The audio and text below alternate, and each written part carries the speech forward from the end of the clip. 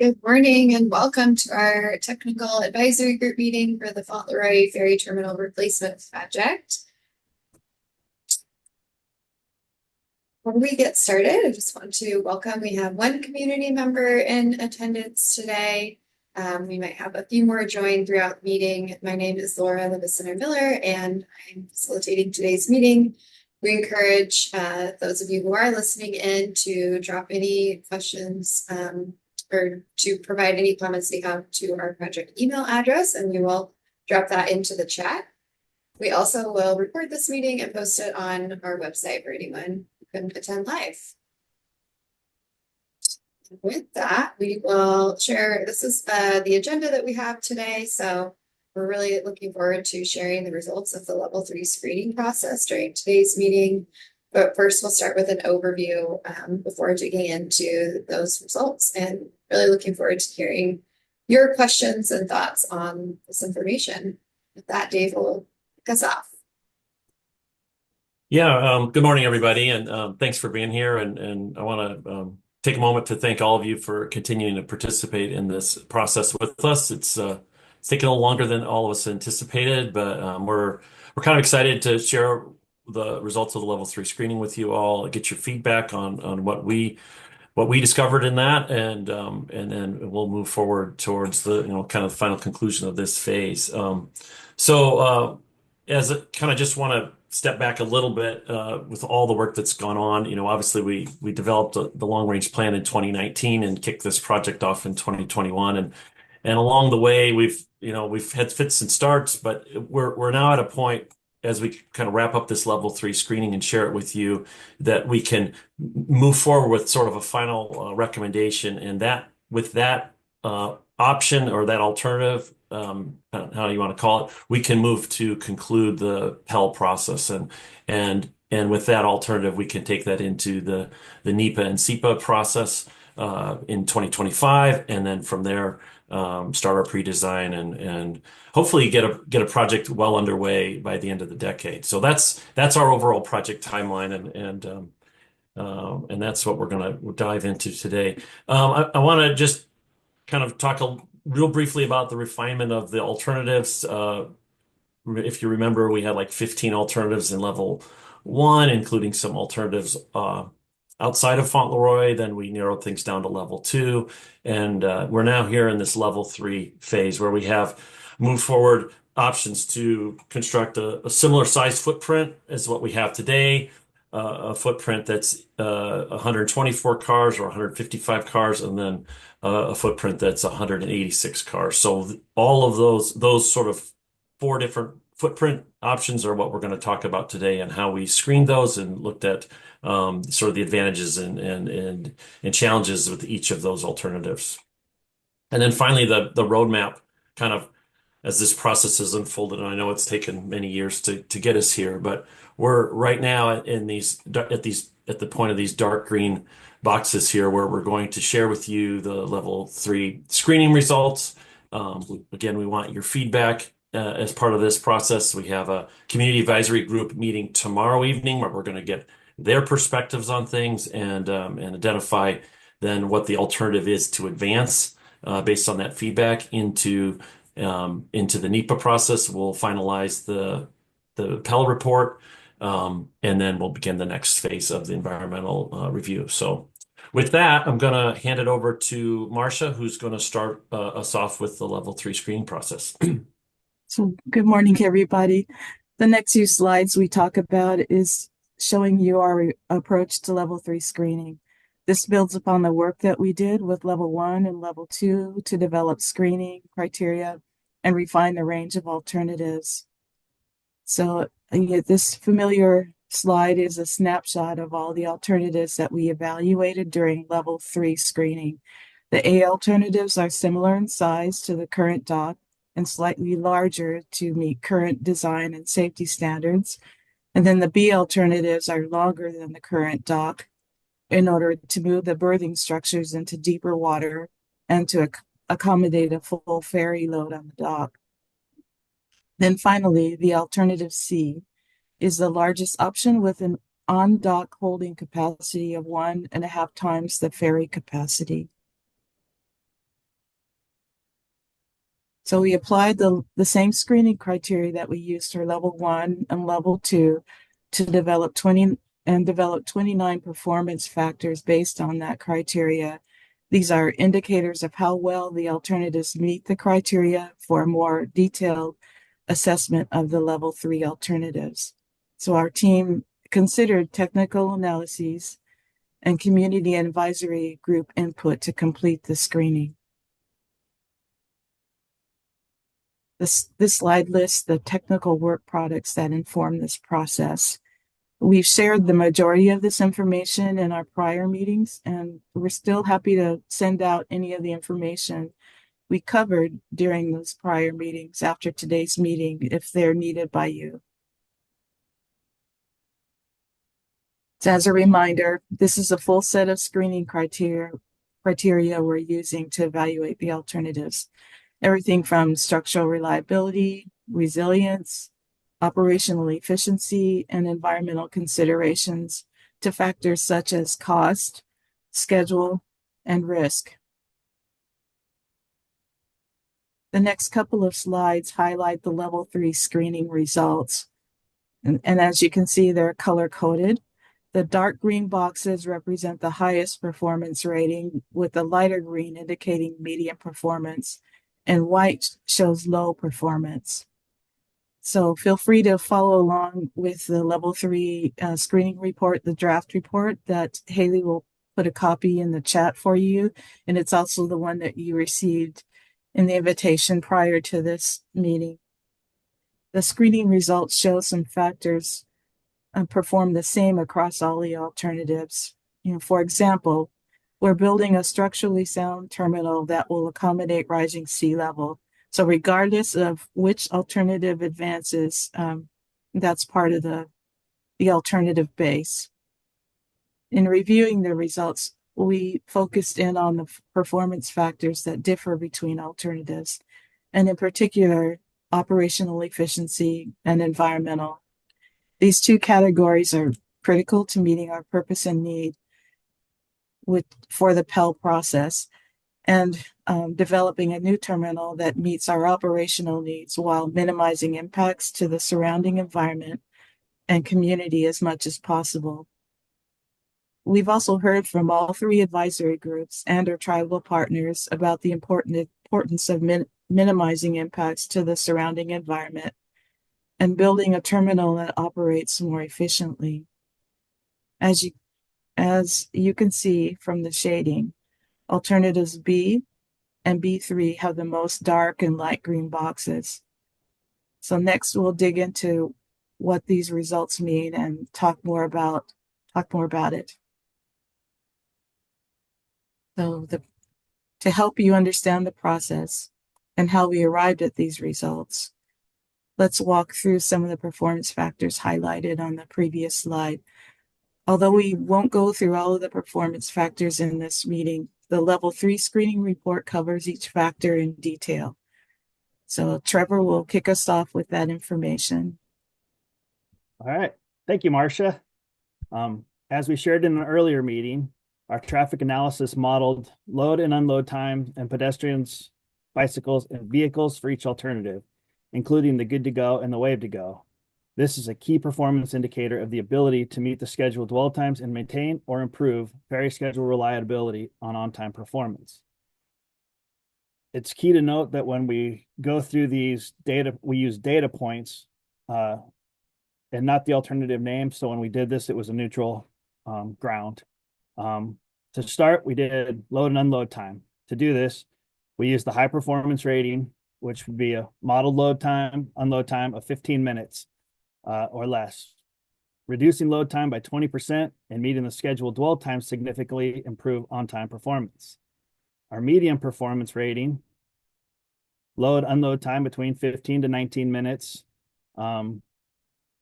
maintain or slightly reduces the load, unload time, and the low performance was under or over 19 minutes, being low. We can see the results. There you have it. Alternative A was our low result, so it was over 19 minutes. The rest of the A's were between the 15 and 19 minutes, and the B's and C's were the 15 and under minutes. So we can go on to the next performance rating, which is the queuing. So WSF estimated queuing of vehicles on Fauntleroy Way Southwest for weekday and weekend conditions. Our high performance rating, lower percentage of sailings with shorter queue lengths, shorter peak queue lengths, and faster reduction of queue length over time. Our medium performance rating, similar percentage of sailings with queuing, shorter queue lengths, and faster reduction of queue length over time. And our low performance rating was higher performance of sailings with queuings greater overall, greater peak queue lengths, and slower reduction of queue length over time. Our results show that alternative A received the low performance rating, alternative A1, A2, and A3 received the medium, and alternative B, all the alternative Bs and alternative C received the high rating. From there on, we went to vehicle staging. We designed all alternatives with wider lanes and improved lane configuration to better manage ferry loading and vehicle sorting for the dual destination sailings. Our high performance rating was applied to alternatives with at least 4 full-length lanes of greater length, but with no more than 4 full-length lanes where half lanes are being used. Our medium performance rating applied alternatives with more than 4 lane length, of greater length and where half length lanes are used. WSF reviewed the largest dock configuration, alternative C, with 5 full-length lanes and 2 half-length lanes, and determined that although it provided some improvement in the ability for staging, it may be challenging to manage. And then our low performance rating applied to alternatives that did not have full-length lanes. The results: alternative A's are low, alternative B3 is low, alternative C is in the medium, and alternative B, B1, and B2 are all in the high. And then we went on to vehicle sorting. WSF designed all alternatives to provide one 12-foot ADA length, 2 10-foot truck lanes, and 1 9-foot lane minimized to assist with the accessibility and managing of the staging of sorting ADA vehicles. Our high performance rating applied to alternatives that provide more lanes, some longer lanes providing more space to sort and accommodate ADA emergency vehicles, medical requests, and other preferential loading categories. Medium applied to the alternatives that provide the same number of lanes and some longer lanes. These alternatives offered some improvement in the space to sort vehicles, and our low performance rating was applied to alternatives that do not add or build longer lanes. These alternatives do not improve space to sort vehicles.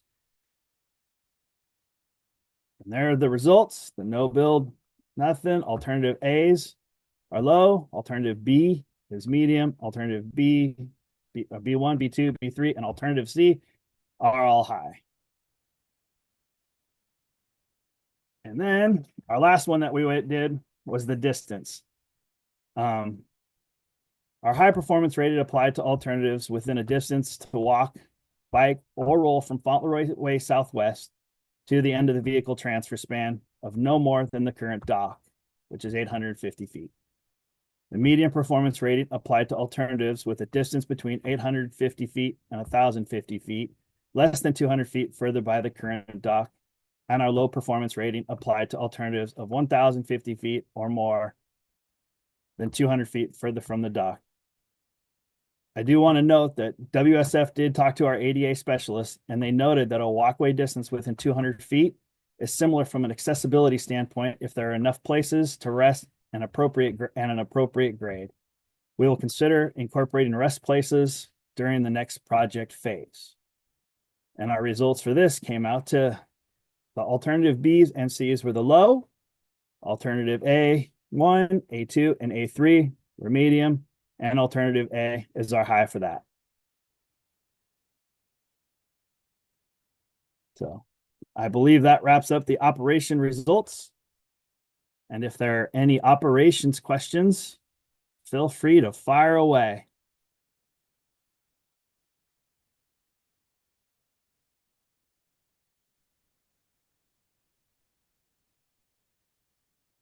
Man, I hope the keg becomes this easy.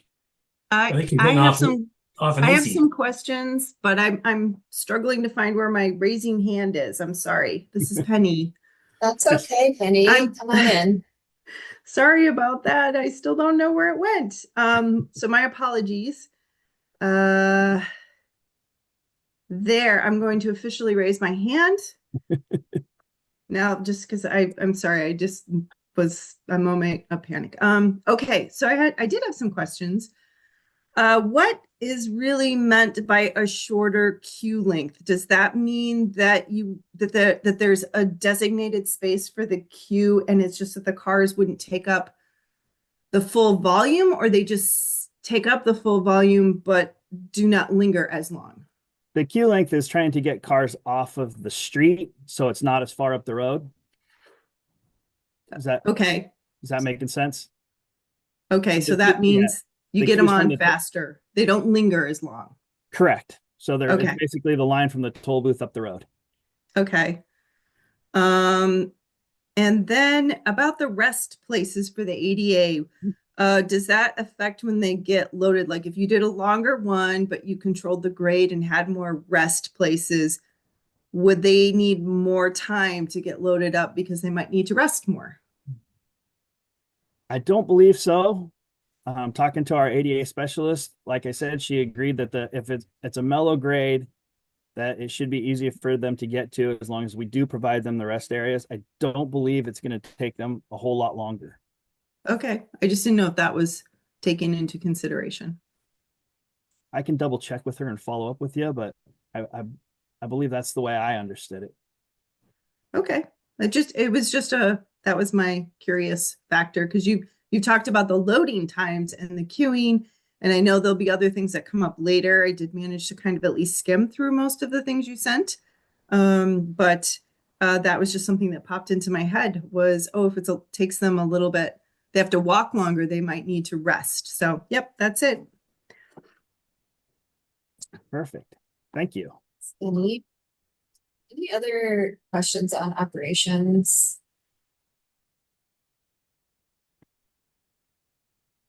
Some time at the end as well for any additional questions or comments, so we can definitely circle back to Trevor's slides.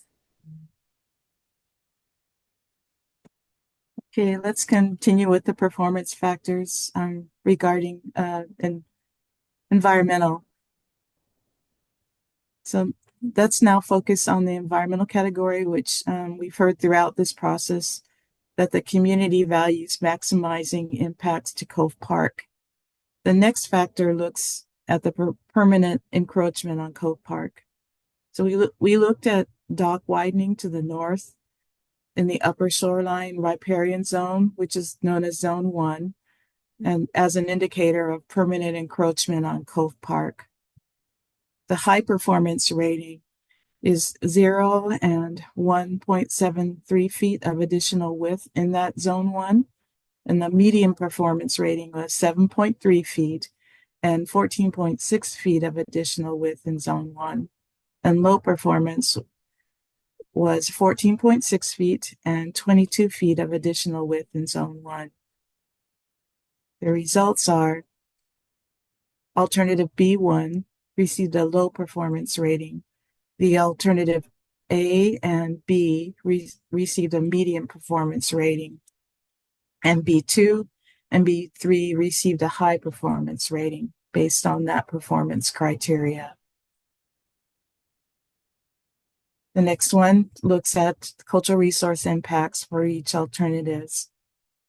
Additional structure in Zone 1, the upper shoreline and riparian area, is the indicator of ground disturbance that could impact cultural resources. That's the indicator we measured.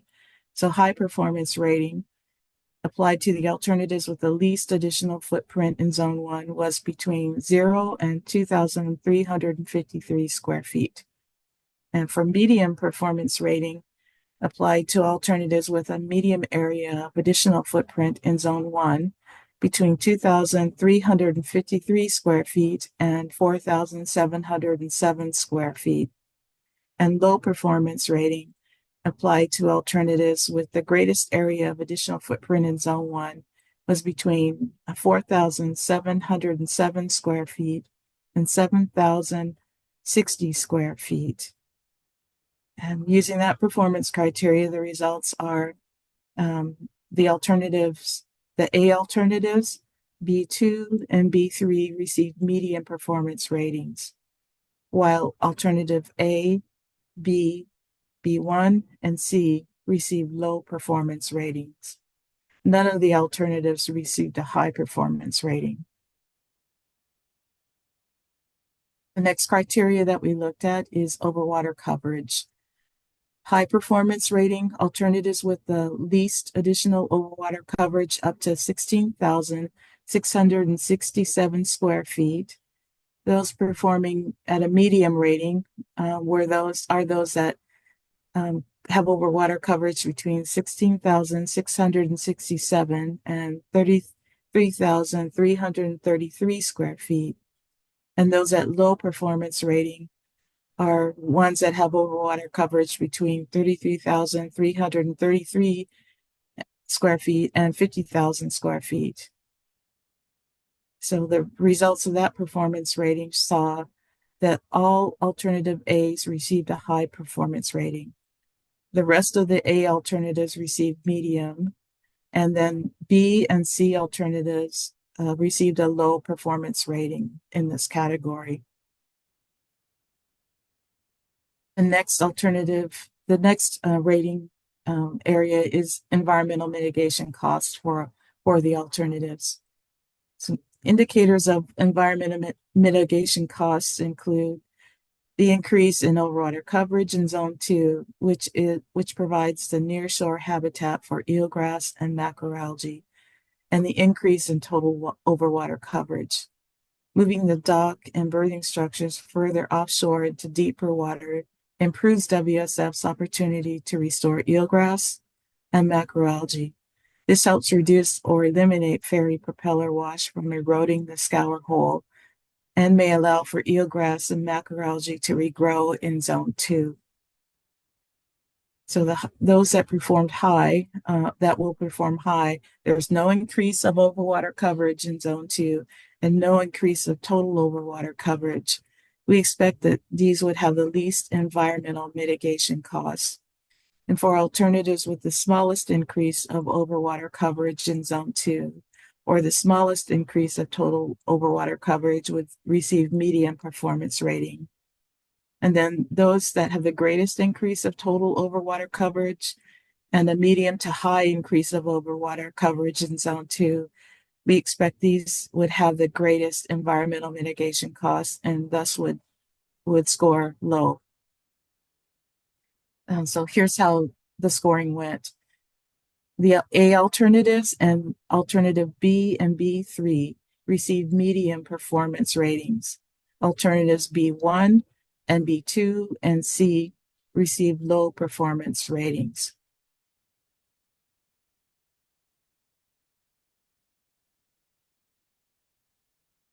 So then the next area of performance is eelgrass restoration.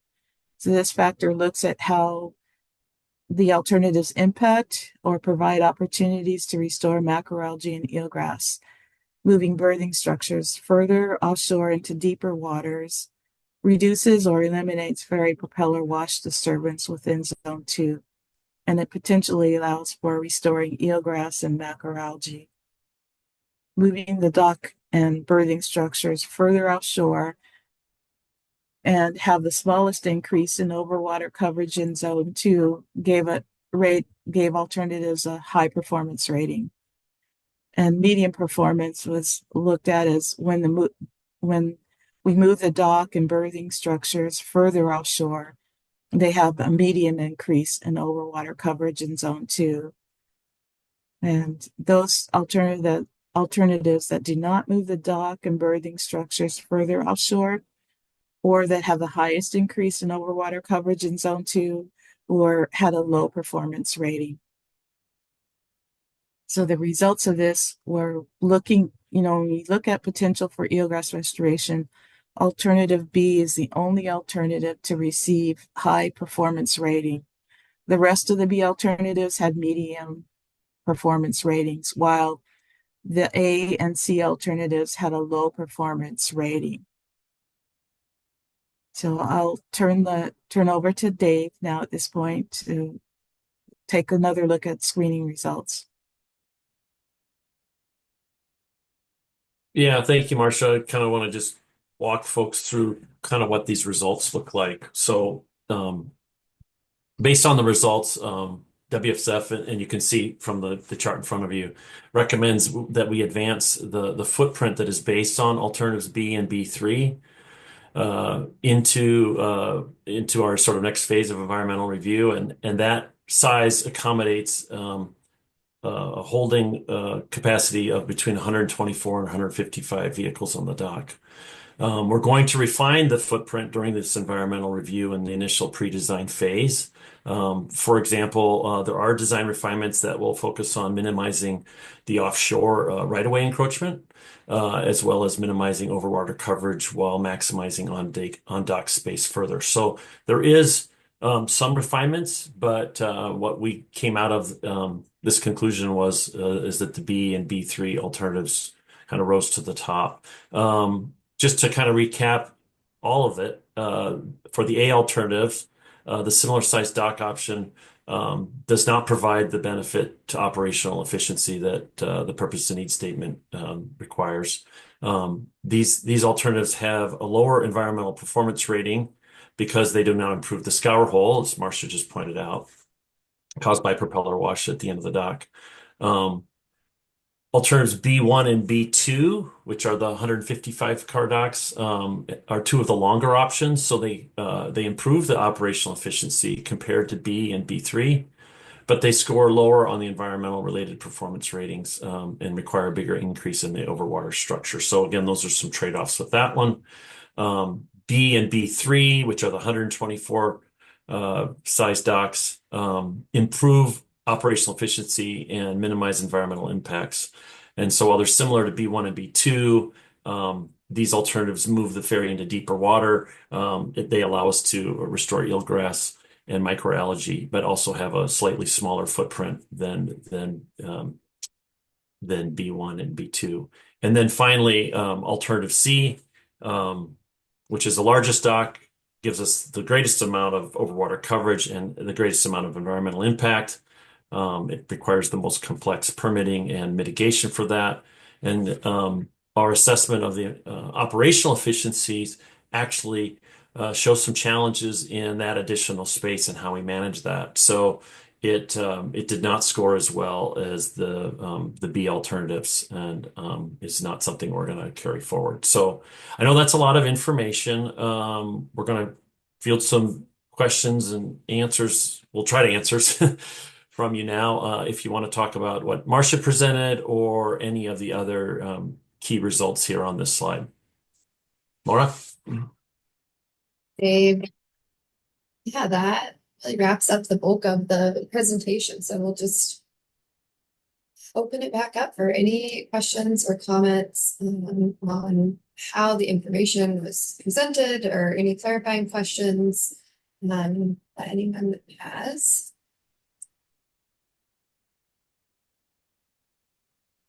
As Dave mentioned, we're also holding our community advisory group meeting tomorrow evening. So we also welcome any feedback that you have on how we can make this information as easy to digest as we are going to be sharing it with our community advisory group members. Some of those folks who are listening in today as well. Hey, Penny. There was several things that were in the information you sent beforehand that weren't covered here, which I understand. That was a lot of information. So thanks for not trying to cover all of that. Let me lower that hand here. But is it okay to ask some questions, or would you prefer those to come later? Yeah, yes, that is fine. If you want to ask questions about the full level 3 screening report, we did focus in on specific sections, but I'm happy to hear any other questions that you have. I was super curious about the intersection, which you actually have right here. So that sounded like that would go in before actually carrying out the full project. And I was kind of wondering about the timing of that. Because and how much I'm assuming that doesn't require nearly the number of permits you would need as constructing the whole thing, so that this would be much more doable to put it in before you have to proceed with other things. But would that affect any of your alternatives if you have the intersection? Because I was super curious about it. Yeah, great question. Dave can Yeah. chime in there. I'll give an update. I know Charlie is short on time today. And Trevor, if I miss something, feel free to add to it. So looking at this slide right here, Penny, you can see under intersection, under operational efficiency, that all of the alternatives scored similarly. It's really the intersection signalization that we're working on right now really is kind of alternative neutral. It doesn't matter what the length of the dock or size of the dock.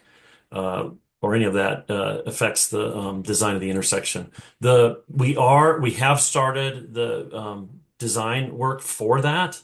It essentially is going to involve installing a signal at the intersection, some crosswalks, striping, some curb ramps. It's just in the intersection itself. Really will not have a lot of impact on the throughput for vehicles. We're going to certainly have to pay attention to that during construction. But that project, our goal is to design that this spring. It'll hit the street in June. Thank you. And we will construct it next fall. Again, caveat, assuming all the funding and everything is in place and we can move forward with that. So the goal here is that this improvement can happen now, essentially, well before the bigger project happens and can be utilized during the construction of the bigger project, and will be in operation hopefully by this time next year. So does that kind of answer your question, Penny?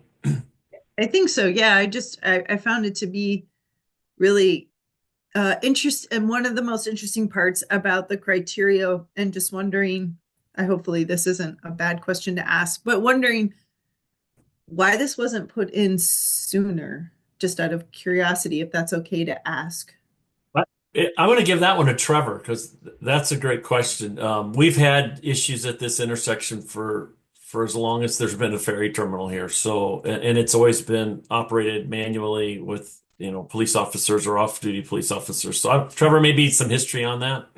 So it's been something that has been looked at for a long time, and there was always the plan of, in the future they'd look at Fauntleroy. So we'll look at Fauntleroy down the road. We'll look at Fauntleroy down the road.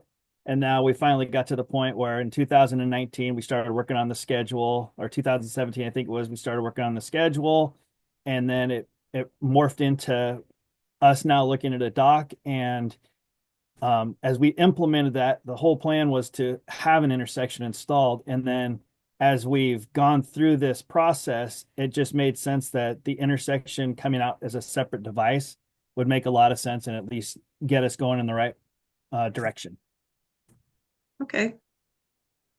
I just have one more thing, and I can see someone else has their hand up, but this is really short. And then I will, if I have any more questions later, I'll just pop my hand back up.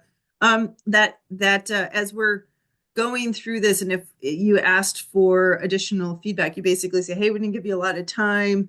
So if it sounds like we can review it and give feedback later. That one slide that you had at the very beginning, I assume that is the alternatives that got assessed for this stage, the level 3. It would be great to have just that single slide to have open to compare. Most people nowadays have like more than one screen. So that visual is just sometimes really helpful, because I was like, okay, let me see if can I remember all of these alternatives? But this is really shrunk down. So I was thinking maybe I shouldn't be so lazy. I should go back and go to the other presentations you've given, but this seems to slim it down to just the ones you considered for all this criteria, correct? Yeah, that's correct. So if that's a possibility, just the single slide would be helpful to have open while reading through all the criteria. That's it. Great, great suggestion. Thanks. Thanks, Penny. Rod, I see your hand is up. Yeah, Rod here, Suquamish tribe biologist.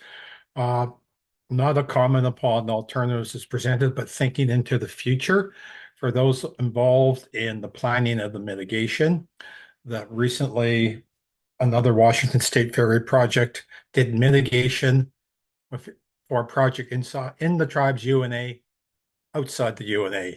And the tribe does not look favorably upon off-site mitigation out of the tribe's usual and custom area. So if any portion during your mitigation discussions, you're looking at off-site mitigation, please ensure they're within the tribe's usual and custom area. Thank you. Rod. Certainly make note of that. Terry. Thanks for the great presentation. I don't really have any questions. Again, just appreciate some of the thorough thoughts that have gone into these different alternatives. And I was thinking exactly the same thing Penny was thinking about having that slide up as well as you're going through the alternatives. So I just want to reiterate that as well. So well done. Thank you. Yeah, that's really helpful and very timely. Thank you for that. Hey, Laura, if I can answer Penny's ADA question, I got directly from our ADA person what she had to say. All right, go for it. She says for people with full mobility and people who use wheelchairs, the extra distance probably won't make too much of a difference since it's flat. Does that make sense? It's Trevor. Yeah, and I think if I understood Penny's question, it was also, is there time in between sailings for people to travel that extra distance? And so I think that's, I know they're during the design phase, we're looking at rest areas. That'll be something to be kind of taking into account. Yeah, it's also worth noting that the dock comes out of the water about 3 feet, so there won't be quite the grade up at the toll booths that we have today. The whole facility be a lot flatter. So just another thing that make it just a touch easier for people. See?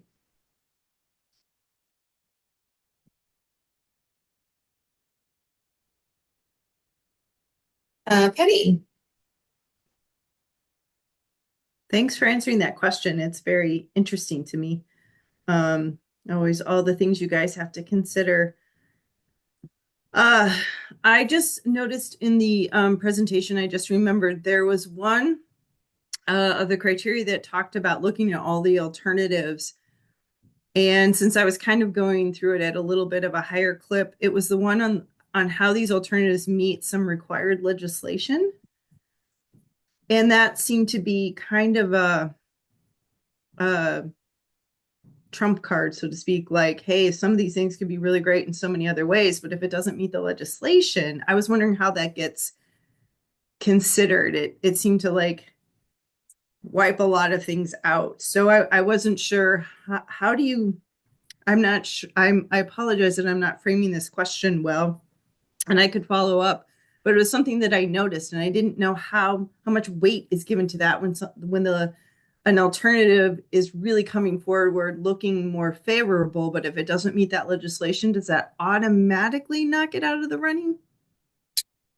Haley, if you want to pull up the result, the one that shows, the policy risk, and then Dave, I see you came off of mute to address Penny's question there about, I believe what you're asking, Penny, is are kind of two parts. One is the policy risk and legislation. How is Ferries considering that? And then also a question then there about, is there weighting of the screening criteria? So I think Dave did. Yeah, so there was kind of Penny, there was two kind of pieces in this policy risk. One was with respect to the good to go approach that some have advocated for and as part of the A1 and A2 alternatives. There's some challenges navigating through that process because there would have to be uh, policy changes in Olympia in order to implement some of the more aggressive sort of good to go ticketing tools. So that's part of this policy risk. But I think the one that you're most hitting on is it's not legislation, but it was a resolution that the city of Seattle put into place in the 90s that basically said that the state, WashDOT, should not build a dock at Fauntleroy that's any larger than what's out there today. And so that's why the B's and C's in this on this chart don't score as well as the A's because the A's are essentially a similar size dock or very close to the same size dock, whereas the B's and C's will have to navigate this resolution. Um, but it's not a law. It's not an ordinance. It's a resolution. So it's a statement by the city council that this cannot happen. But it doesn't trump state law and the legal ability of the state to improve the facility that's out there today. So we think that's something that we're going to have to navigate. And it's why we have scored it the way we have, but we don't see it as a fatal flaw in our ability to deliver a project that includes a larger size dock. So does that kind of get to your question, Penny? Yes, and Okay. that was very helpful clarification. Again, I only went at it at a bit of a higher clip. Even though, and I just want to say, by the way, your color coding is super helpful. Thank you. But I was a little concerned because as one of the resource agencies, I do have concerns if something just automatically knocked out some of the things that take into account some of those environmental impacts and improving things out there. So I just wanted to make sure I understood a little more clearly what was affecting some of those B alternatives.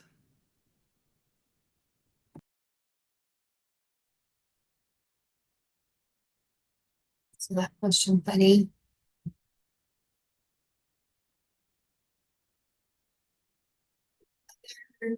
Questions and feedback from folks we haven't heard from.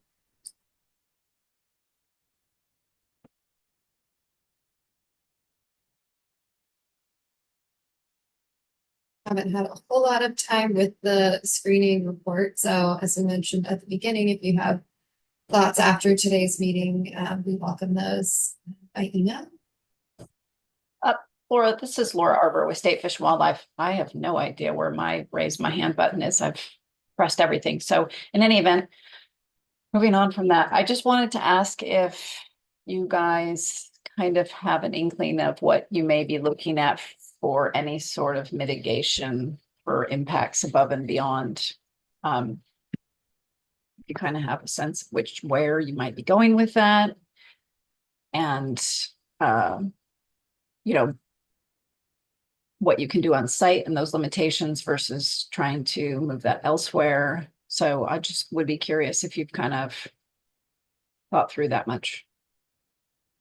Thanks, Laura. I think Marcia can maybe speak to where we're at in the process when it comes to environmental mitigation and what we know at this point in time. So, Laura, we are at a planning level and stage, and I don't want to make that an excuse, but we still are thinking through what some of those possibilities could be.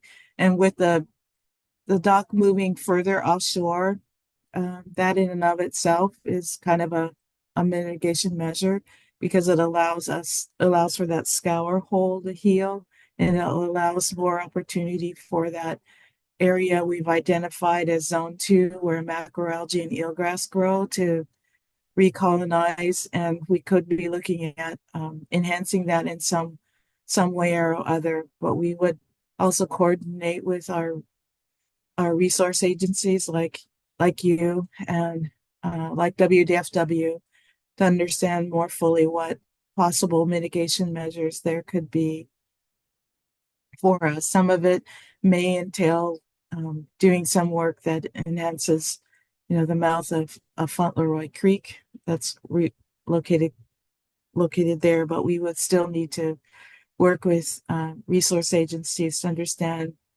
what our possibilities could be.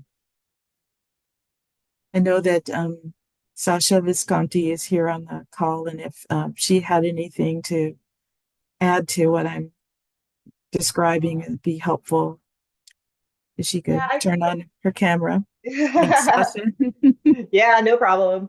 Laura, I think, like Marcia said, we're so early that we just got through this process to figure out what essential, footprint we're going to be carrying into the NEPA evaluation.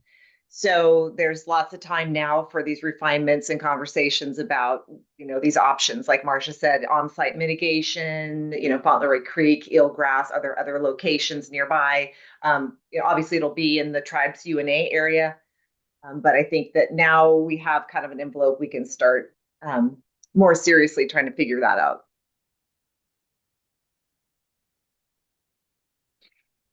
That's great. I appreciate just the clarification on that. I know it's early days, and I know you wouldn't have an answer to something specific at this point, but I just wanted to make sure the question was raised and that there was clarity as to open conversations and coordination with where that would go, just so that it was transparent on both ends. So I appreciate walking through that. Thank you.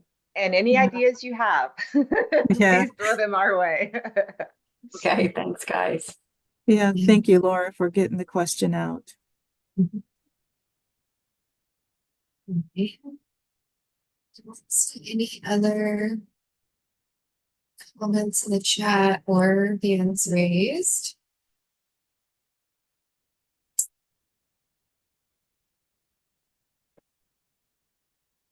To our next step slide, Haley.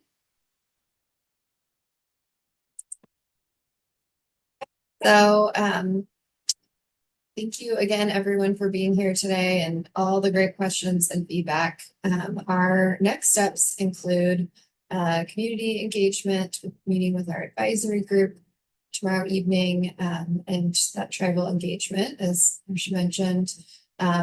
From there, we are working to finalize the fall study report and working with our partners at FHWA who will confirm the alternative and identify a level of environmental review before we begin the NEPA environmental review process.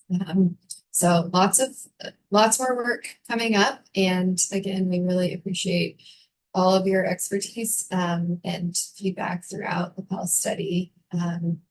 Dave, any other final remarks before we close out our meeting?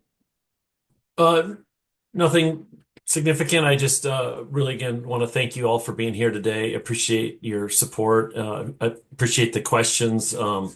We will certainly have hopefully a good meeting tomorrow night with the community advisory group, and we'll field some more questions, and all of that will kind of be taken into account as we, like Laura said, finalize the Pell report and get ready for 2025. So with that, wish you all a very happy holiday season, a Merry Christmas, and again, thanks for being here, and I hope to see you soon, and certainly we'll see you in the new year.